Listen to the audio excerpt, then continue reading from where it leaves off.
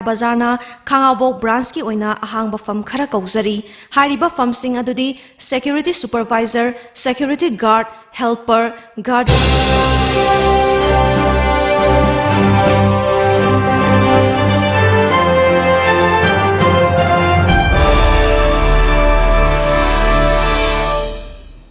Kurumjari talking point miyeng tabiri basing buhan bamagtar taram nokchari ngasi asi irai numit ase ekhoina talking point da khanna ekhoi film gi discussion oina thamjabani maramuduna ekhoi ngasi khanga chari ba film asi Eurasia International Film Festival Moscow da pangthokhiba English ngani taran mapan hariba sida best director award phangbirakhraba aduga London International Motion Picture Awards 2019 hariba sidasu officer selection fangaba aduga Manipur State Film Awards 2019 da Special Jury Award Best Art Director aduga nomination taruk amasu fangaba adugumlaba October gi tang 12 da release tawkhiba adugumla film aduni I Lakhini I'll Be Back hariba film asigi crew members sing ekhoi studio da hojik lengsin duna lebire ahanbada ai hek thangna lengsin biriba se Dr. Nomaithem Hemjin Dr. Ahan Mungtar Tam Okcheri mathangda lengsin duna lebiriba se myamna sakhang biraba manda leima Mandabusu Hanu Taram Okcheri aduga extreme agi right lengsin biriba sina Ningthausam Rina Devi akoi Manipur gi masak nairabi akoi gi artist naktani ado ahan bada akoi gi ngasige discussion sigi ahan ba oina akoina Tom TV gi maikai dig haija batare hariba film asina tungan ba award sing tungan ba selection sing phangakba sida congratulations haijiningi aduga hariba film asi akoi gi film am oina ba honarapa matamda thengnabi khabisingda madudagi han haujaraga wari se haunaba Ahanokta Tom TV in Biriba Mayapuna Kurumjari. Films are saying maybe experiment of Wainago. I did the formal training film you came to Laseracteco. I did some experiment of Wainasi film director or give a quote give what is interesting over what him to Lako. By accident or give behind that. But I script writing and the ebook petita saying I'm Pamjarianga with the Honako. Creative writing writing I'm strong inclination like behind that. The film Zita saying one day I is minor producer director or can he had the Mangdo Mangudeko. Others minor Inas Kaheta Summa experiment of the film the Quigis Minor Award. I am reputed over Padu Magna Tragasuko, Smine International Award, Smine Pangaposeta Senamtina. I Harauze Hetareko. I do encouragement people Hetare to me than the project pushed over, motivate over. I do my know and I can say. Yam no say duga hauski sir hausi panbikri ba khoi award sing lobirak pagi khoi khongcha che film si namkhra ba matung da award si loro pagi khongcha si bawgi masigi brief history haijab tare masi mating tang thambi the film number hor pasi kanone film je khoi sigi idea lakhi je 2010 da lakhi ba hetare ko da ai close friend amagi brother na ko moi film namning ba film number se da khoi gi engon da poster pa hetare ko ai wari i bo khot pa du pa men moi hanan de idea du leibina ko no na su leibina tamo khoi film nambori smaina wari am te bi ko pi oi na engon da poster pa ada wari is gi theme ma de gi kari kra du ya kupa details kem da harak ta ba engon da ada ina iro na hai bu da aina pamba topic am jasum I ba hetare ko ada wari de dum isa ge dum kha lai jay ko adu I daga moi da pi ra matung da moi na waji ma kha kem tarak tra ba dum moi khara interest khara yaw da jane moi na pam bana hojikan gi ko gi hero heroine yaw ba rom com hai da ko romantic comedy aro adom rom do waina ko commercial pra eta commercial kano to film ma moi na dum na tasina pam jane ba ko moi ju phajana investor ga moi ma sa ju yaw bu khot pa dum na adu gi intention do leiba jane ba ada aiga pura ona ba haitare ai wakhalon du moi du ada moina pam do du da tasina ai one day ai dum namjarage se film je ko aina financially sound or kan ai namjarage na dmain to ga nam film ne ba adagi film number is the paisa changi at the same time ai adu matam du da yam kana chilli ba haitare ai di thesis submit tawdri ba ko thesis submit tawra matung da gyan da nam ge na dmain taw 2014 the number ho thesis submit tawre da na 15 the number ho film je ko 15 gi March 27 the exact to be precise ko admai the number ho gi ne hall taw ba kano da tawe kakching da hall taw nam me problem si kamai taw ge da thena gi problem hai ta ga di khoi angang gi film oi bin na ko angang si growing stage oi bin na khoi gi thu na ta khoi gi nam da ya da khoi gi time frame ama leibani na ko se adi angang sing je khoi ki school chapa angang sing oi ba digi moi tuition kai ka kai bo khot pa tu ki su khoi na yamna kano to ba hai tar khan ba hai tar but laiba phok ba hai dra ai gi angang sing ji gi parents sing yam supportive oi ba ko yam support tor ko ngon ko leg ba hol to ba khot pa su moi da loi tawe ado angang sing smai namme number phana am kano tor kan da du gi chahi tu da khoi paung leita ba paung leita ba digi amo खर drag तौरे film कनो से अदगी मरक तुदा ILP की issue को robin hood लेगिदब खोटखिबगी हम चावब कनोम लेग्रेदना अदु लेबिदन coin तौगे आइगी इनाउ cinematographer से मागी schedule से लोइन काइरप काइबदेदी अस ए बुंग नंग दो याररोय कमाइन तौनी अंगांग सिंग खर नमदो वाली अंगांग सिंग चावगी खोटखि तारगदी बेरा कारनी खितंग चेंजेस लाकद अदु इलाइ लाइन खंगदुने बा कमाइन तौदगे तौदा सिनेमाटोग्राफर अब माना refer तौरगा change over adu ngai thong ai sin tawbu sum matam jing khara chang khaba adagi am oi loisale loira kan da mu number loira kan da mu akoi loira ba post production matam da ma sem cancer na ba ima leita ba mu chemotherapy ka pa khot pa kari kra matam pra hau gra ba karma loira pa kholak pa di chahi ahum je ka bai hau yum khangau dre ba adoi lai pha ba na angang je uchina jina loisal hau re ba admai tore wana namme ko ade loira kan da smaina ga ai ahan film debut film da go thajan basisu thajan bagi kanu ga kaisu leiru de ba ina ko ai imana ba national award ni ma je mana bai nang je nang wari du yeng smaina sigi kanu sa festival sing nang thajan lu ko lu lai bo game ko loina amai to bi ba soine thajan gi soina khalak bu je ta senam thi nuai ba hai tare ko adu yam nungai je khoi filmmaker amana film sima mayam unari sidi award phanga matung da film se award phanga have du khaktane du film sigi marum da filmmaker amana kayam wana film sin number gi have si hojik sir na bb explanation sina mayek sena takpi makha ta bada mandale mi da lakchage mandada film sigi da makta khoi gi cast no bagi da makta film sida kumbi wana han be prostor pase karamba mong da lakhi masigi prostor pagi mong se wari wen mati am tang thambi अखोई अइंगोंदा film हाइबा लाकपसे हाम लाकप निमितुदा याबसे यावगंदे आदि script पुरो दगी कमाइन तौबनो आइगी schedule सेमगिगे अदमाइना तौबा यावे अददा कोइ तामो हेमजि लाकबा यान हाम निमिसिदा कमाइन तौबनो न वरी से इन हंगे अददा वरी से स्माइना कोइ 40% दि नमगरे अंगांगी फिल्म ओइना तौवे द मोइगी सरुक्ति नंबर लोइरे अदुगा अंगांजिना चावरकपगी सिनसे स्माइना सिगी रोल से लौबियु ना हाय अदगी प्रोजेक्ट से कोइ कमर्शियल ओइना एकदंग हाकी नुंगाइना बगी दुमाइना बंगतौ तौ सम बंगनम नमजनबा मौं अदुमबसु ओइदे ना हाय फिल्म दुगी वारी लिरकपसिदा आइना दुम ए यानी आई अदुम संगनाबा सिलके नमजिना दुमाइना तौरगा आइंगोंदा मकक पुनिंग दे फगदबगी कनो फीलिंग्स अमा यावगे बा हाइतारे अदैदुदा आइना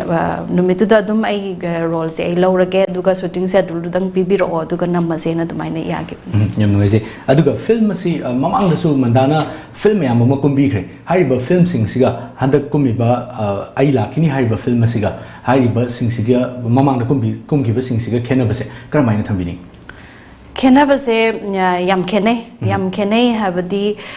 ममांग द लेरिसना कोई की फैमिली प्ले दा कोई की अके अमौगी के दुगुंबा वरी दा याम चले होजि की फिल्म सिदा कोई की अंगांग ना चावरागा अहन की रोल ना याम दबा गाय तो फिल्म से कया उगित्री ममांग दसु होजि की फिल्म सिदा अंगांग ना मपुंग ओइन पुयेबा दुगा चावरकपगी मतांग सिने का याम ना याव दबा हाय तारे अदुसु ओय अदुगा अमुक कोई की डायलॉग नगा नंबर फिल्म नसु अयाम्बा ओयेबा अखोई मणिपुर द नमनरिबा फिल्म मौंग से हाय तारे अदुगा होजिकी फिल्म सिदना अखोई साउंड गा कईगुम्बा लाइबक थीदना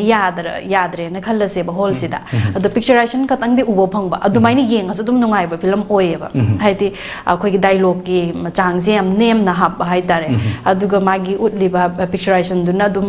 असिना सि हाइरिने जे दुम उबो फंगबा हाय तारे अदुमाइना ओय अदुगा अंगांग सिंग दुसु याम फजना एक्ट तवे यामना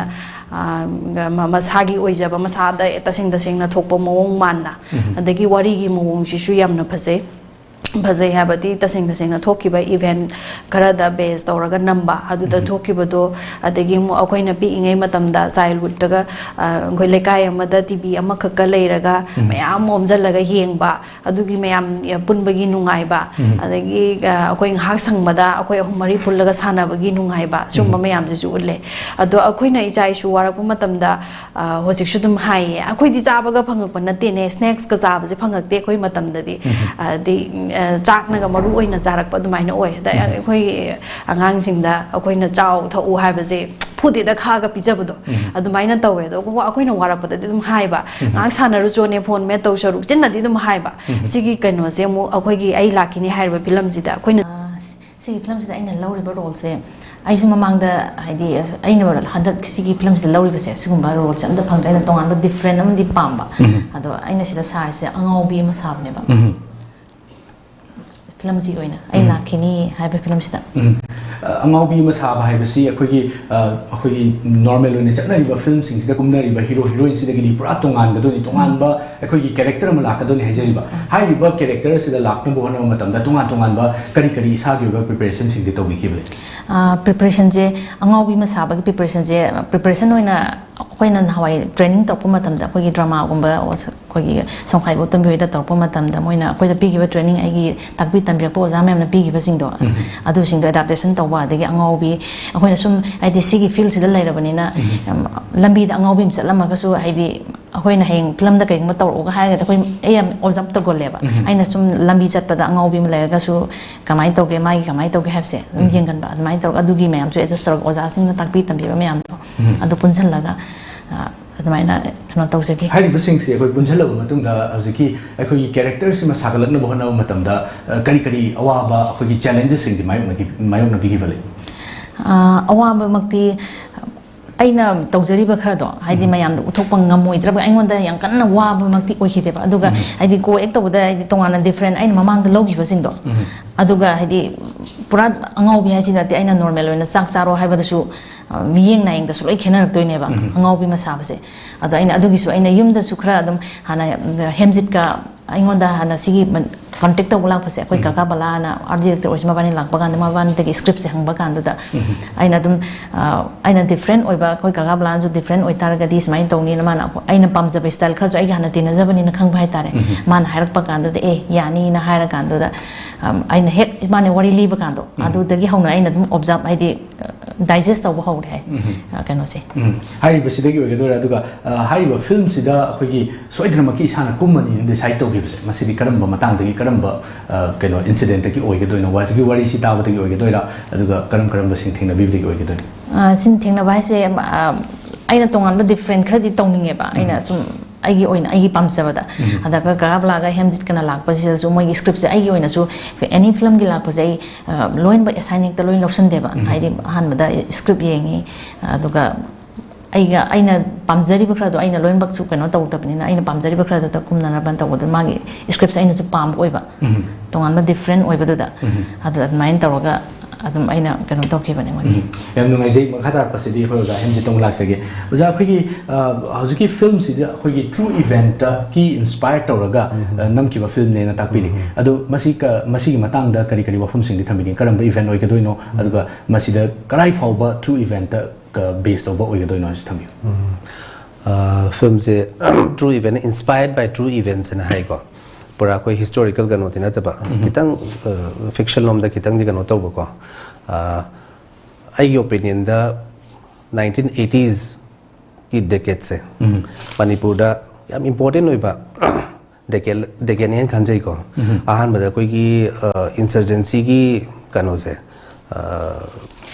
पीक वर्को बतम है तारे को लालो या नहारोगी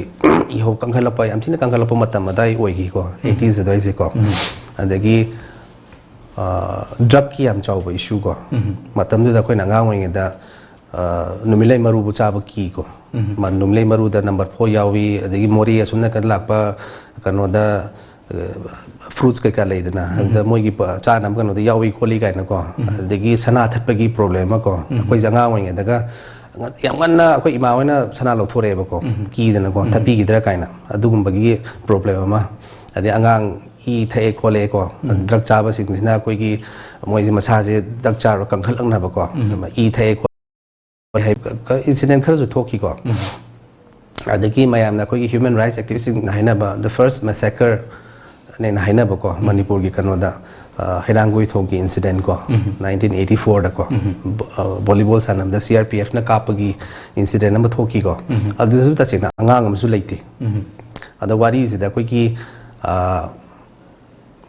nupi akoi kanona sari se akoi rina na sai se angaubi sai se ma ngau gi se kamai ngau gi no haibada mai machan nupi ga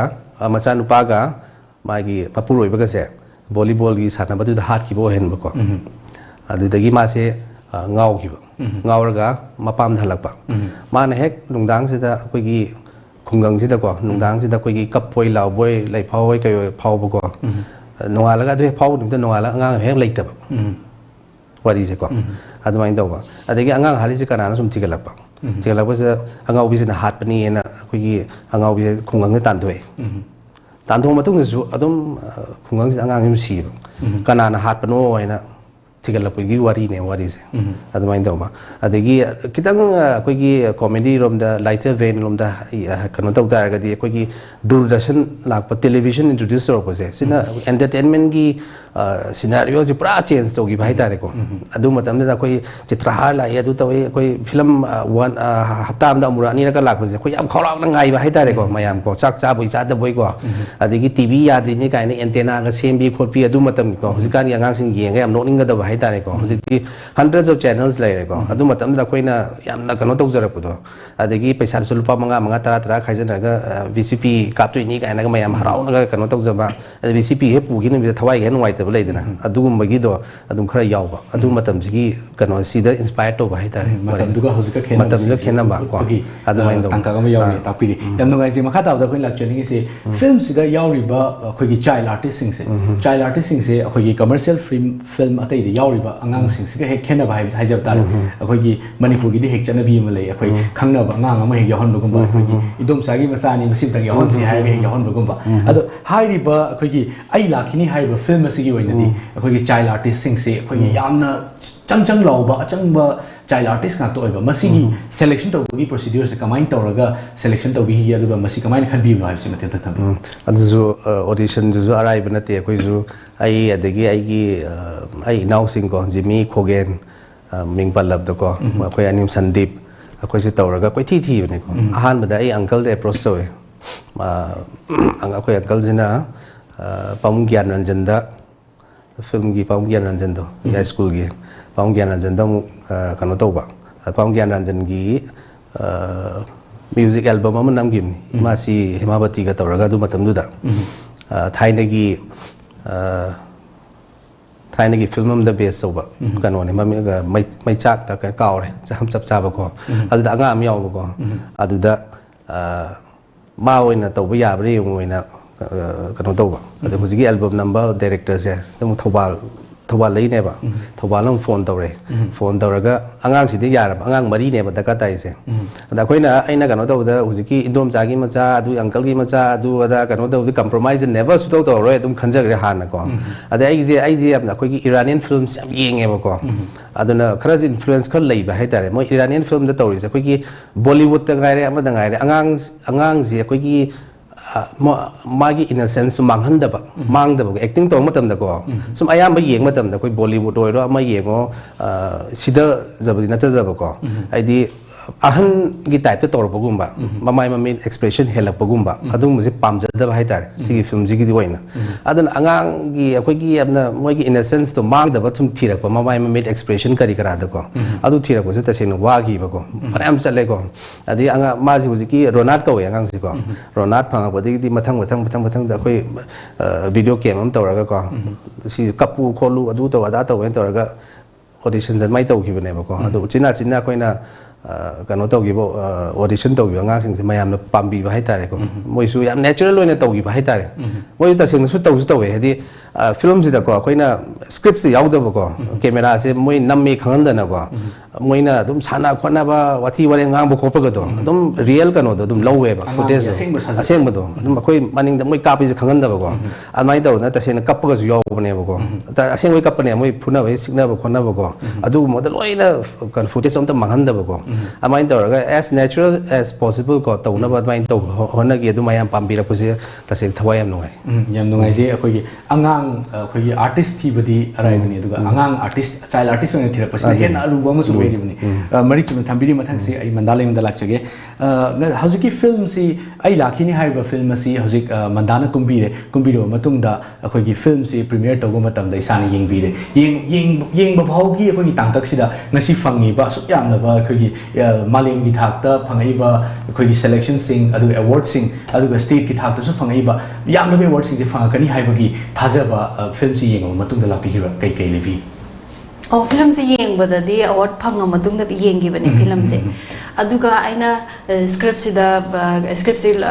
lauroga ai kummage haibage film si da act tawrage haiba matang se sida di aina khan gi haidi namma ka doriba di tim je hapet yeng bada ina film nifu yang kai kumuk bagi experience lai ba hai tare ko adu da sum kena ba ji da esi madi kitang adu obi ai kana sum khan gi base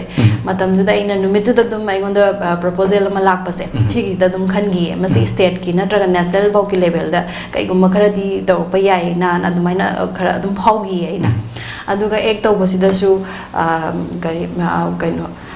kai haini khara section na tawning bato aingon da dum phawe koi director ki magi dungan ba egam su leire aduga aina aingon da yamna nungai tabasina angang sing sina yamna ngasai gi innocent oi ba ma manghaning da bato adugi posida namaga film si yengra ga ina nungai training ko aduga ai gi oi ba posida na andi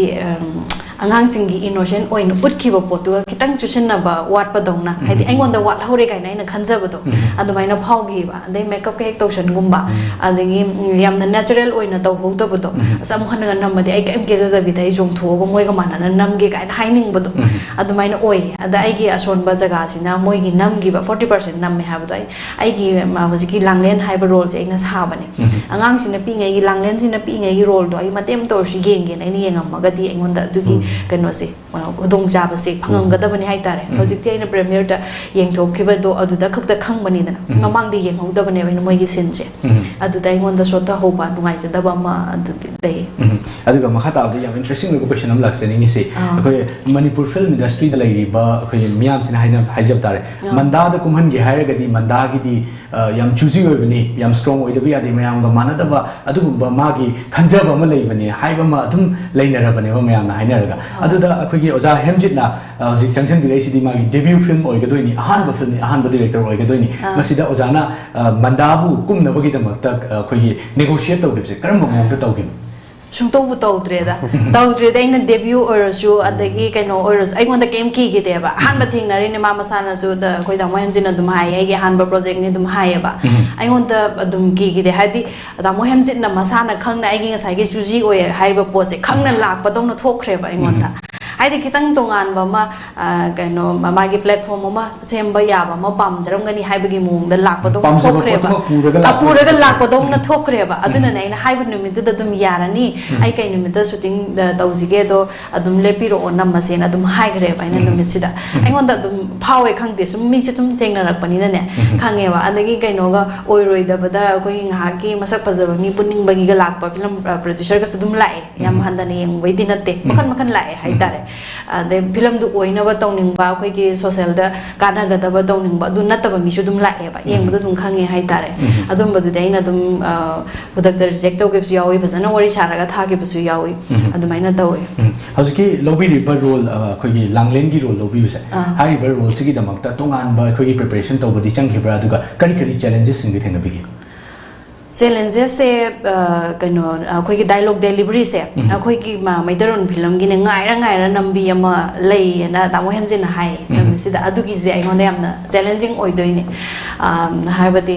khoi gi dialogue ko pha da bi the sport to la ga ke ba da pung amani changhalani ko camera mamang da na dialogue prom to roi phate ka en to ro mai to bu su lei ba adai ju da dialogue prom to ro ga ngang ba haji mak ta bu khoi gi isana du ya tokshan na bu je dum man doine ba de nung da ki thora roi ba ek se ada da mo hen jin hai kan to ganu dialogue se ketang khoi gi ta seng na dum khoi mai no wari sanari se man na dum to biyo na hai ba aduna han ba sin number se khoi gi prakash ka ai ga namme prakash ai gi angang childhood friend ne ma se khoi gi am angang oi ngai da kaina ga kar mature oi ga thengna ba hai tare adu gi sin number si da ibani gi dialogue awai khum tong na ba se si gi si da yam halle ꯍꯟꯕꯁꯤꯗ ꯑꯩꯈꯣꯏꯁꯨ ꯁꯥꯎꯗꯦ ꯑꯗꯣ ꯑꯩꯈꯣꯏꯗ ꯅꯨꯡꯉꯥꯏꯇ꯭ꯔꯤꯁꯤꯅ ꯑꯁ ꯌꯥꯝ ꯍꯩꯇ꯭ꯔꯦ ꯑꯩꯁꯦ ꯀꯥꯏꯅ ꯈꯟꯖꯕꯒꯤ ꯅꯨꯡꯉꯥꯏꯇꯕꯗꯨꯗꯤ ꯐꯥꯎꯋꯦꯕ ꯑꯁ ꯍꯩꯈ꯭ꯔꯗꯤ ꯍꯥꯏꯗꯤ ꯗꯤꯔꯦꯛꯇꯔꯒꯤ ꯑꯄꯥꯝꯕꯗꯣ ꯇꯥꯈ꯭ꯔꯗꯤ ꯐꯅꯤ ꯀꯥꯏꯅ ꯈꯟꯕꯗꯣ ꯑꯗꯣ ꯑꯩꯈꯣꯏꯁꯨ ꯍꯜꯂꯤꯈꯩ ꯁꯥꯎꯗꯦ ꯑꯗꯒꯤ ꯑꯃꯨꯛ ꯑꯗꯨꯝ ꯅꯝꯃꯦ ꯇꯦꯛ 3ꯂꯛ 4ꯔꯛ ꯑꯗꯨꯝ ꯍꯜꯂꯦ ꯗꯥꯏꯂꯣꯛ ꯗꯦꯂꯤꯚꯔꯤꯁꯤꯗ ꯈꯔ ꯀꯦꯌꯔ ꯂꯧꯈꯤ ꯑꯗꯨꯒ ꯃꯦꯀꯞꯀꯤꯁꯤꯗꯗꯤ ꯈꯤꯇꯪ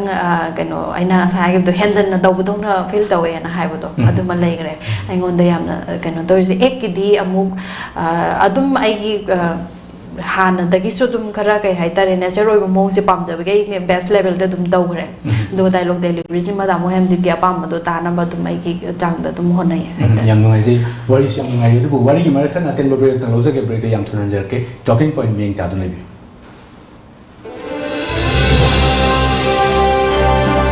ꯊꯛꯅꯤꯡꯉꯝꯕꯅꯦ ꯑꯗꯨꯅꯦ ꯑꯩꯗꯤ ꯉꯁꯥꯏ ꯊꯛꯅꯤꯡꯉꯝꯅꯦ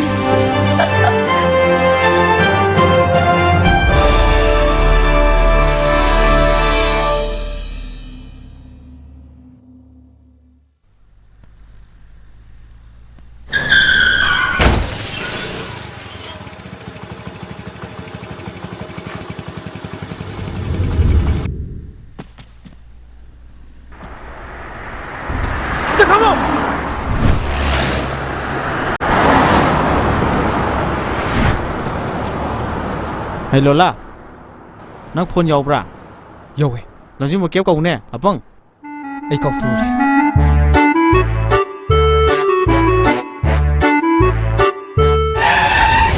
Manipuri ahan ba 24/7 service oiriba lamjing ba cab service na miyam gi seva tawjari. Manipur gi district sing amadi mapal lam sing loina na luhongba amadi atay thogok sing gisu discount pijari. Ningol chakau bagidamag akhanna ba awar package discount pijari. Ngasi mag book tobiu hena akupa marol gidamag lamjing ba cab service Nagamapal Rims Road near Nityananda Temple.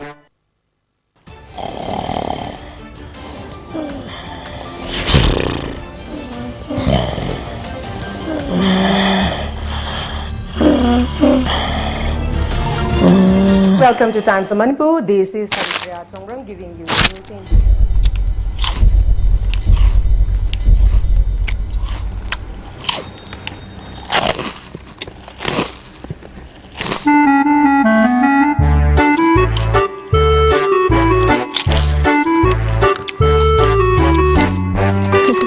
Hana na fanglamba kang lafut ki product singi mathakta anuba product sing haibadi milky balls asomya mixture amadi alubuji ana chingma sing asi hauzik iramdam gi kaithel da fangle kangla gi anuba product sing asi mayam su amungtang mahau yingbi Kangla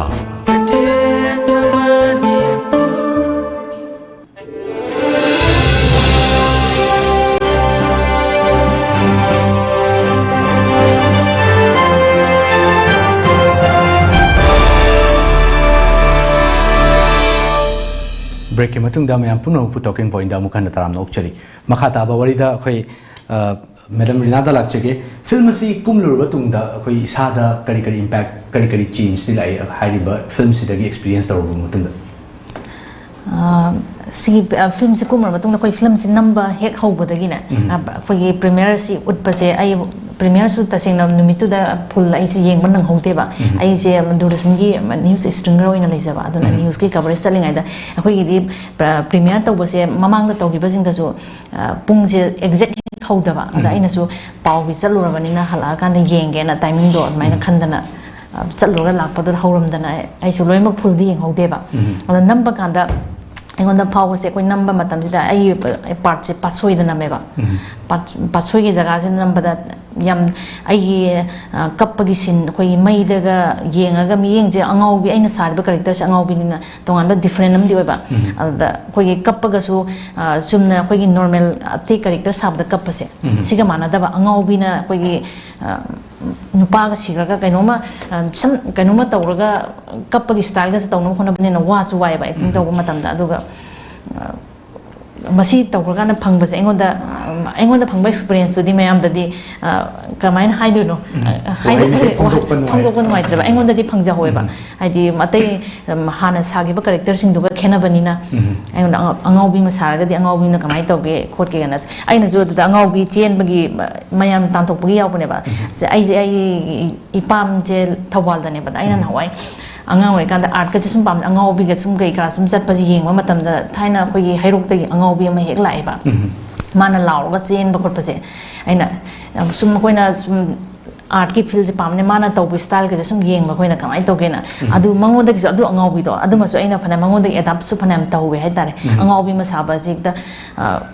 amatang het oi ba yadam ni na adu ki angaubi ki character do adu masu aina adum yeng hawe adagi nawi songkhai bo to mi da koina training chalikanda mana sum oja dana koida sum am tak pase bus ta tunga yum dhan pase ta koi thongnau deng pase ta mi chat ki ba angaubi se makhan makhan le ba chumna koi kap ta bida ngauba harau ro chiel ga ngauba koi na mam uidana aduma mam to sum adapt tok solga tawba ado number kan da din nudang thing number kan da kappa ga mai di yenga sai sura sura ga number ga yawe ba adugi matang ro number da di koi kappa se kari hai tare acting akoi emotion sagla kappa na tabina ngaubi ni na sum taroga mathandai ga khangkong ka kapak pi aduma tawbu da kitang ngon da challenges adum ba khadi oigi aduga experience di mayam da ina share do kamaina aina phangau experience na adum di isa da phauja yam ngai je aduga hai ba films da act to bi hi ba matam da akoi gi hai ba matang simadi aina kitang henna tawjara magadi improvise kitang tawjara magadi henna phajagani hai ba pelhau do matang madi hobi improvise to buse adamaina khar hena to ho gadab ni highway matang ai ju full kana yeng ba ju pura full yeng driba ado aina to ba kan do aina koi hemsit ne koi gi ma sida art director oi ba ga bala do ga bala na mangon moi da digi atopa ai cameraman ju koi gi bungna oi bani na moi da consult sum taw en kamai taw yen aina to ba sing do pelhau da ba hojikti mo koi nam gi ba saruk to yeng ba yai dana matam da koi na camera da re shot ka taw ga koi gi yeng ba ya ba gi ju phangdam na kari moi da tum hang en comment ji baga nuai taba kari lei kamaina hapsan ningi kamaina tohon ningi je sum hang bagi de leba do koina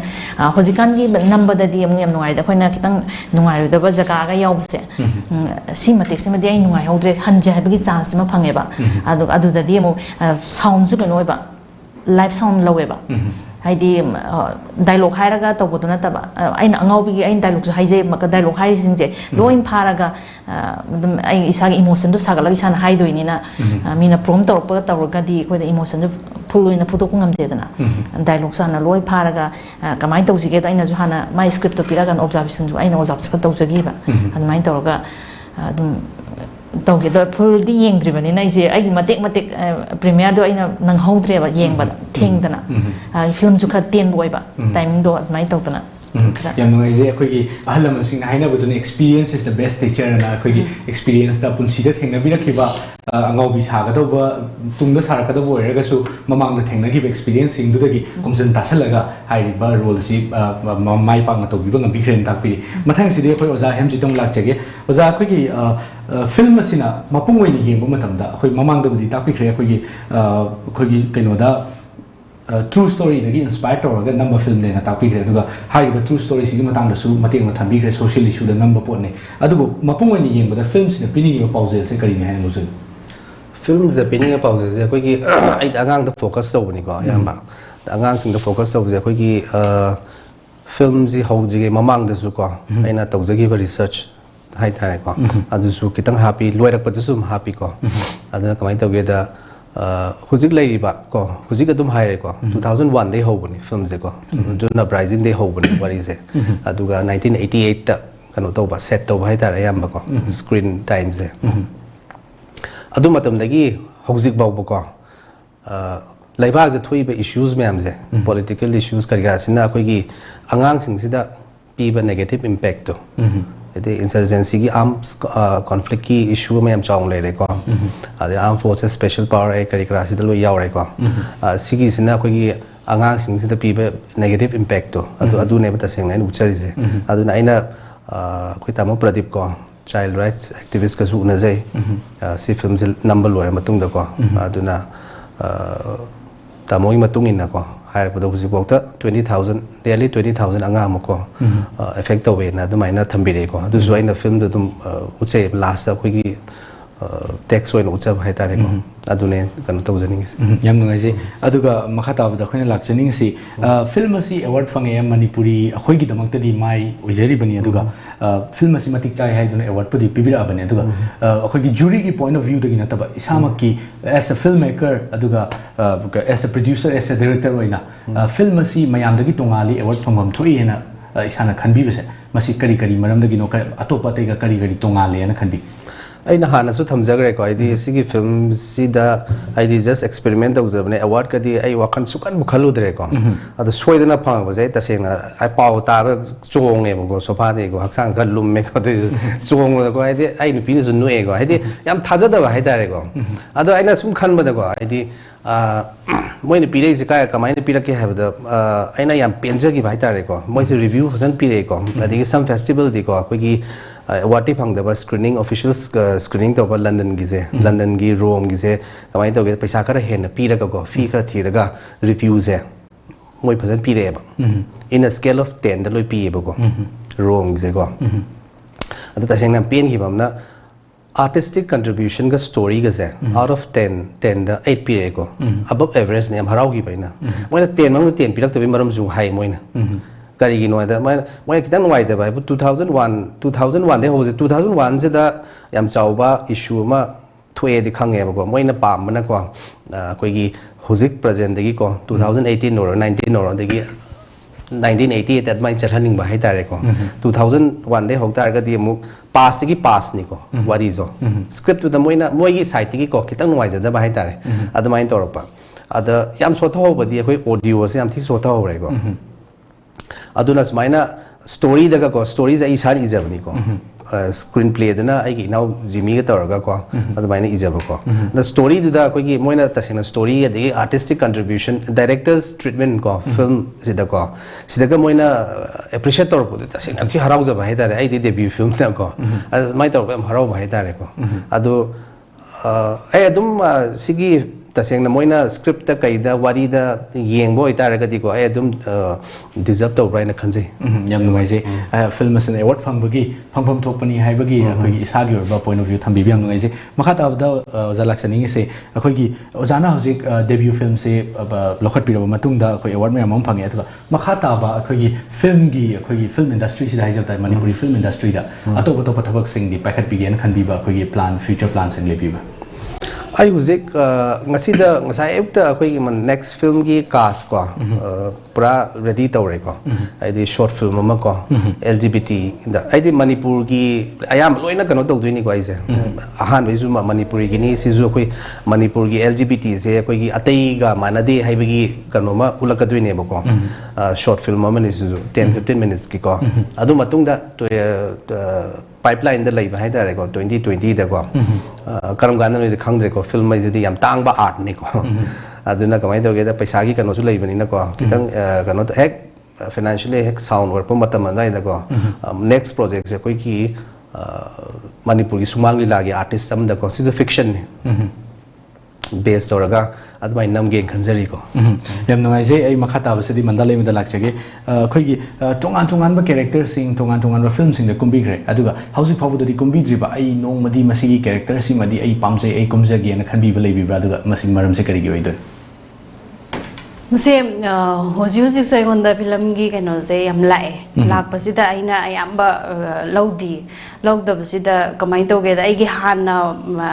de manana kumadi si role ji jana bani na du gi script ko manab je sum lakpa adaina adu de mo aina mo kumning da ba di aina hona ba ya ba du gi matang do hona gre adu go hojik ti ai ngonda matam gi value ji amna su le matam gi value ji amna wana kai thok char ga mo hana gi role de kum dur ga di kum da bana phai na aina khalle da aina pamjari ba role se ga mai to ge da aina hojik le ga ekta man role lor ga kano to ai angang macha saraga kumba type to du pambai kumdri ne na ubu sudum yawba adu na tab ai gi leijari ba chahi sida akoi gi film du da ai gi area ma phangba hai tare asi mai asigi exhibition tore ni mai role si phajana pui ne du mai na hai ba ya ba matang ma pamba hai tare mama makta saraga su mama da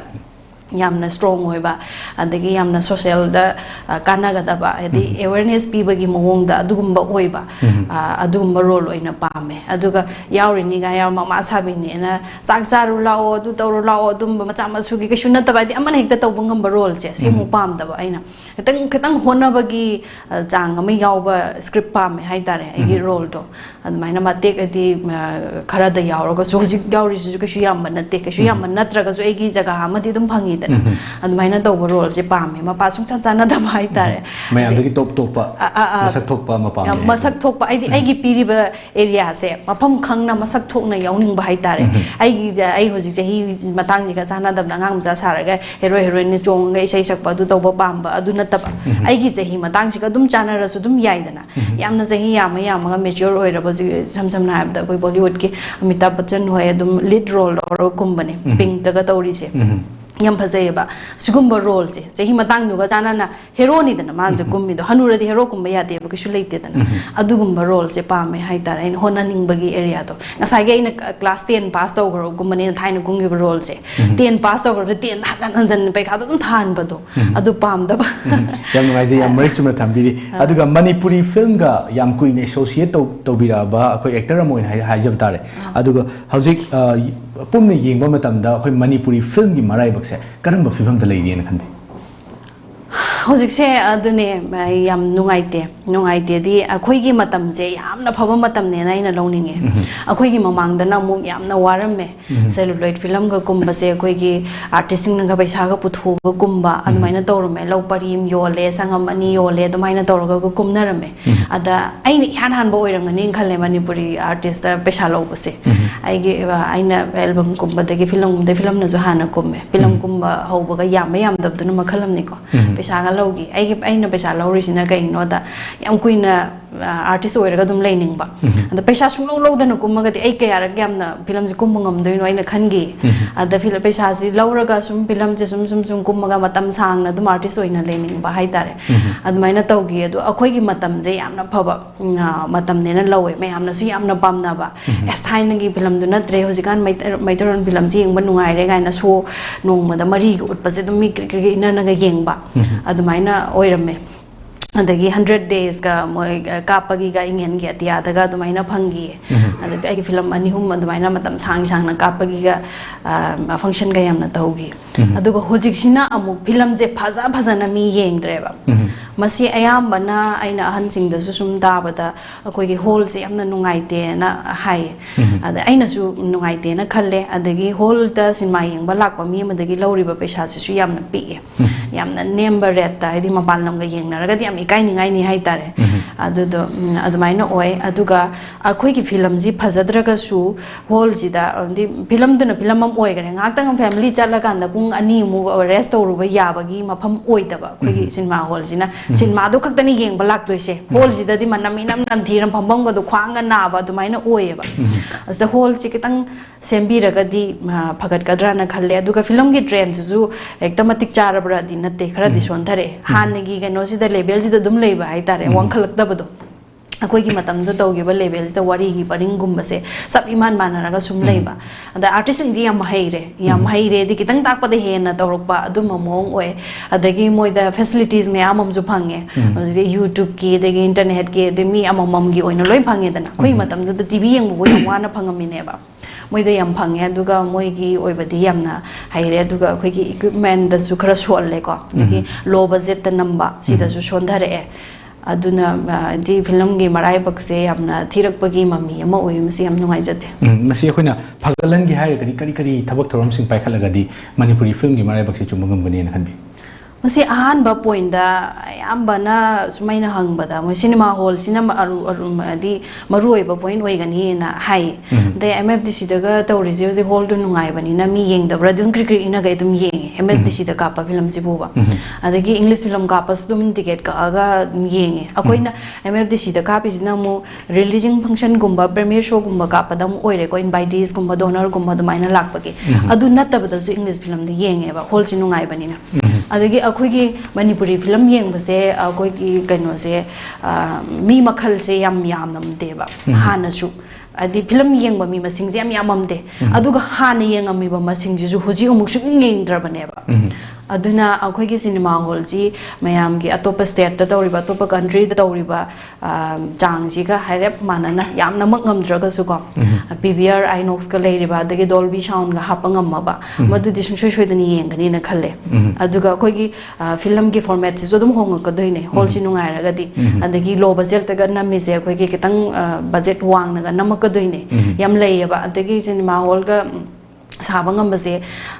akoina depend tore government da depend tore amu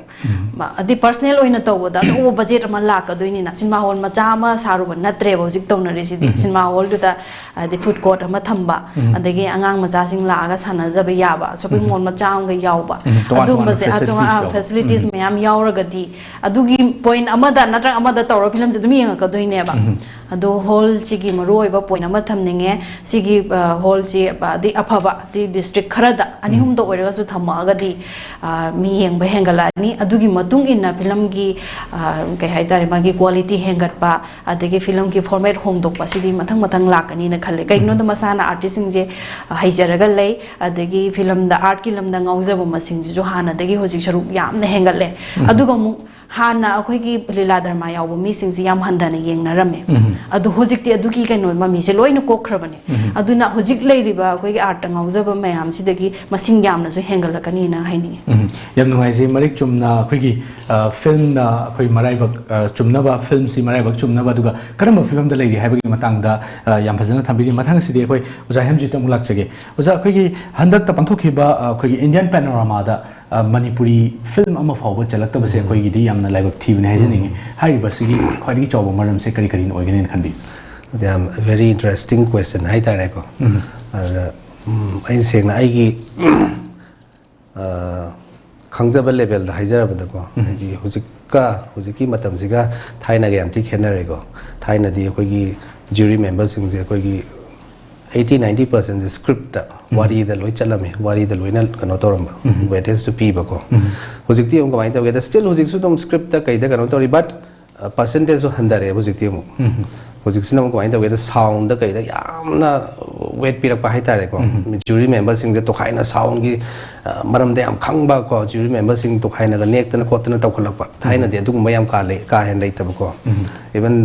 with due respect ko koi paung sham gi imagi ning them ga do wari de loi chatki bane ba 16 mm do 35 mm da blow up tori na ka pi ni de na ko aduna hojik matam de dung ya roi ba thai ni wari 80s doi wari ne ba ko hojik na sound da kai da yam na kano tor pa Manipur de kamai da ge da sound gi kano ji pura blank wai re akoi na sound gi system kari kra Manipur da wayu phang de ma pa nei loi chen ta ba ade challenge su khala ji ko sound ji man loi tang ma ta ni ko Manipur gi se namna ri ba khona ri ma'am je koi gi Manipur di market se am thi pi e ba ko market se pi ko yar ko producers sing cost cutting taw na ba hona du ne ba cost cutting ade aduna kamai da ge studio sing to khaina kano lai ba sing je loi si da re bu jik je ko yum da wai na ko editor du ta na ta loi to ma ta ne ba de sound da paisa tha da re ju khala ji ko adu appreciate taw na ba theater kai lege lai ti Dolby system lai binati PVR lai binati adi MSF DS ki kano projector lai ju tum yam twin yan de ba maman yam thang ba kano ni ko aduna kamai da ge da sound gi su pra ho re ko adu aina hygienic bam na ko koi panorama ko okay adi national INB ministry na kano to ba yam reputed ba kano ni ko aduna si phangbai je advantage yam lei ko kana ba yam kano to bi phangi ba producer director do ko but aina hygienic bam na mamangi chahi tara 17 da 16 da ko Adur Gopalakrishnan Kerala gi ko aje India gi da natana id prithvi gi one of the best directors haining ego magi film Indian panorama da khalaki de ko filmmakers mayam moi strike taw na khota kha taw ko protest ka taw ko Delhi kano da ga chatana khotana protest taw gi my same film do Toronto International Film Festival the best director phangi ko I'm thinking repeated about festival in Toronto. Aduna panorama is not the be all and end all of life. Aduna te bako. Focus it ausi. Ako isu yari ko eko kanoda audio da kaya sothori me amze. Menghan na buhona si ko. Adua ajo film festival kaya me thana na buhona si. Usi me so izi ate ay na usahise ki ko technical side lom dalo so ibang ata ne bako. Aduna si menghan na buhona bi bako. Adegi sarkar na jo kitang midyang chang bi bako. Si kano si da ko film gi ꯑꯩꯈꯣꯏꯒꯤ ꯌꯥꯝ ꯋꯥꯅ ꯅꯝꯖꯔꯤꯕ ꯀꯥꯡꯕꯨꯁꯤꯡ ꯌꯥꯝ ꯂꯩꯔꯤꯕ ꯑꯩꯁꯨ ꯍꯥꯟꯅ ꯍꯥꯏꯖꯈ꯭ꯔꯦꯀꯣ ꯌꯥꯝ ꯊꯤꯅ ꯇꯥꯡꯕ ꯑꯥꯔꯠꯅꯤ ꯐꯤल्मꯁꯦꯀꯣ ꯄꯩꯁꯥ ꯌꯥꯝ ꯆꯪꯈ꯭ꯔꯦꯕꯀꯣ ꯑꯗꯣ ꯄꯩꯁꯥ ꯊꯥꯗꯔꯤꯈꯣꯏ ꯐꯖꯗꯣꯏꯅꯦꯕꯀꯣ ꯑꯣꯗꯤꯑꯣ ꯀꯔꯤ ꯀꯥꯗꯤ ꯇꯦꯛꯅꯤꯀꯦꯜꯗꯣ ꯄꯨꯔꯥ ꯂꯥꯛꯑꯦꯗꯅ ꯑꯗꯨꯅ ꯁꯤꯗ ꯍꯣꯔꯤꯁꯦ ꯃꯦꯟꯈꯠꯅꯕ ꯍꯣꯠꯅꯕꯤꯕ ꯑꯗꯨ ꯇꯥꯔꯒꯗꯤ ꯑꯗꯨꯝ ꯐꯒꯗ꯭ꯔꯥ ꯍꯥꯏꯅ ꯈꯟꯖꯩ ꯌꯥꯝ ꯅꯨꯡꯉꯥꯏꯖꯩ ꯑꯗꯨꯒ ꯂꯣꯏꯁꯤꯜꯂꯛꯄꯁꯤꯗ ꯇꯦꯟꯇꯛꯅ ꯑꯩꯈꯣꯏꯒꯤ ꯃꯅꯤꯄꯨꯔꯗ ꯐꯤल्म ꯄꯣꯂꯤꯁꯤ ꯂꯩꯇꯕ ꯍꯥꯏꯔꯤꯁꯤ ꯐꯤल्म ꯄꯣꯂꯤꯁꯤ ꯂꯩꯕꯁꯤ ꯀꯗꯥꯏ ꯐꯥꯎꯕ ꯗꯔꯀꯥꯔ ꯂꯩꯌꯦꯅ ꯇꯦꯟꯇꯛꯅ ꯊꯝꯕꯤꯌꯨ ꯐꯤल्म ꯄꯣꯂꯤꯁꯤꯁꯦ ꯃꯣꯏ ꯗ꯭ꯔꯥꯐ ꯑꯃ ꯀꯩꯅꯣꯗ ꯑꯩꯈꯣꯏꯒꯤ ꯐꯤल्म ꯐꯣꯔꯝꯅꯁꯨ ꯑꯩꯈꯣꯏꯒꯤ ꯋꯥꯆꯦꯞ ꯒ꯭ꯔꯨꯞꯇ ꯀꯩꯅꯣ ꯇꯧꯔꯦ ꯄꯥꯕꯗ ꯌꯥꯝ ꯀꯩꯅꯣ ꯇꯧꯋꯤ ꯌꯥꯝ ꯐꯖꯩꯀꯣ ꯍꯥꯏꯗꯤ ꯐꯤल्म ꯃꯦꯀꯔꯁꯤꯡꯁꯤꯗ ꯑꯗꯨꯒꯤ ꯏꯟꯁꯦꯟꯇꯤꯞ ꯄꯤꯕ ꯅꯦꯁꯅꯦꯜ ꯑꯦꯋꯥꯔꯗ ꯐꯪꯉꯒꯅ ꯁꯨꯃꯥꯏꯅ ꯄꯤꯕ ꯈꯣꯠꯄ ꯑꯗꯨꯗ ꯌꯥꯝ ꯐꯖꯩꯀꯣ ꯕꯠ ꯂꯨꯔꯤꯕꯗꯤꯀꯣ ꯏꯝꯄ꯭ꯂꯤꯃꯦꯟ ꯇꯧꯕꯗꯣ ꯌꯥꯝ ꯊꯨꯅ ꯏꯝꯄ꯭ꯂꯤꯃꯦꯟ ꯇꯧꯍꯟꯅꯤꯡꯕ ꯍꯥꯏꯇꯥꯔꯦ ꯁꯤ ꯂꯣꯡ ꯑꯣꯚꯔꯗ꯭ꯌꯨꯅꯦꯀꯣ ꯌꯥꯝ ꯀꯨꯏꯔꯦꯕ ꯐꯤल्म ꯄꯣꯂꯤꯁꯤꯅ ꯇꯧꯔꯛꯏꯁꯦꯀꯣ ꯍꯟꯗꯛꯇ ꯃꯣꯏ ꯁꯦꯝꯗꯣꯛꯑꯦ ꯈꯣꯠꯇꯣꯛꯑꯦꯀꯣ ꯌꯥꯝ ꯊꯨꯅ ꯏꯝꯄ꯭ꯂꯤꯃꯦꯟ ꯇꯧꯍꯟꯅꯤꯡꯉꯤ ꯌꯥꯝ ꯅꯨꯡꯉꯥꯏꯖꯩ ꯉꯁꯤ ꯑꯩ ꯂꯥꯈꯤꯅꯤꯒꯤ ꯀꯥꯁ ꯑꯦꯟ ꯀ꯭ꯔꯨ ꯂꯦꯡꯕꯤꯔꯛꯇꯨꯅ ꯑꯩꯈꯣꯏꯒꯤ ꯇꯣꯀꯤꯡ ꯄꯣꯏꯟ ꯃꯄꯨꯡ ꯐꯥꯍꯟꯕꯤꯕ ꯍꯥꯏꯅꯤꯡꯉꯥꯏ ꯊꯥꯒꯠꯄ ꯐꯣꯡꯗꯣꯛꯆꯔꯤ ꯑꯩ ꯂꯥꯈꯤꯅꯤ ꯍꯥꯏꯔꯤꯕ ꯐꯤल्म ꯑꯁꯤꯒꯤ ꯀꯥꯁ ꯑꯦꯟ ꯀ꯭ꯔꯨ ꯉꯁꯤ ꯎꯅꯖꯔꯤꯕ ꯑꯁꯤ ꯇꯣꯀꯤꯡ ꯄꯣꯏꯟꯠꯅꯤ ꯑꯗꯨꯒ ꯉꯁꯤ ꯈꯟꯅꯖꯔꯤꯕ ꯋꯥꯐꯝꯁꯤꯡ ꯑꯁꯤ ꯌꯦꯡꯂꯒꯗꯤ ꯑꯩꯈꯣꯏ ꯃꯅꯤꯄꯨꯔꯤ ꯐꯤल्मꯒꯤ ꯃꯔꯥꯏꯕꯛ ꯑꯁꯤ ꯀꯔꯣꯝꯗ ꯆꯠꯀꯅꯤ ꯍꯥꯏꯕꯁꯤ ꯑꯩꯈꯣꯏꯅ ꯍꯧꯖꯤꯛ ꯇꯝꯕ ꯉꯝꯗꯦ ꯑꯗꯨꯕꯨ ꯑꯩꯈꯣꯏ ꯍꯧꯖꯤꯛ ꯌꯦꯡꯕ ꯇꯥꯔꯤ ꯉꯁꯤꯒꯤꯗꯃꯛꯇꯗꯤ ꯌꯦꯡꯕꯤꯔꯤꯕ ꯈ꯭ꯋꯥꯏꯈꯤꯕꯤꯛꯇꯒꯤ ꯀꯥꯏꯅꯅꯕ ꯌꯥꯊꯪ ꯅꯤꯖꯔꯤ ꯄꯤꯅꯕꯤꯔꯁꯤ